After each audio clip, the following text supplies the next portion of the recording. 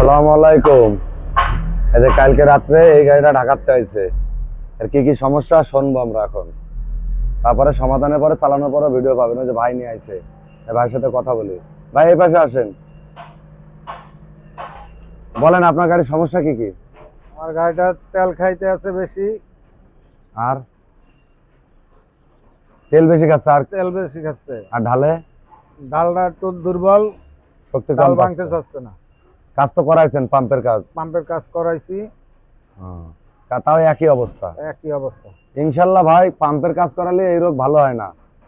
আপনারা যদি এরকম রোগে ভোগেন, আমি আরো আগে আমার আরো ভিডিও ছাড়া আছে, অবশ্যই আমার সাথে যোগাযোগ করবেন। যে রোগ সমাধান হচ্ছে না, আমি ইনশাল্লাহ চেষ্টা করবো আপনাকে সমাধান করে দেওয়ার। তা যদি আপনার গাড়ি ভালো হয়, লোকজন কি আমার কাছে আসবে? অবশ্যই আছে। আচ্ছা, তা আপনার গাড়ি চালানোর পরে আবার ভিডিও দেবো অবশ্যই। আপনার গাড়ি কিরম হইলো। ইনশাল্লাহ সবাই বেশি বেশি শেয়ার করে দেবেন।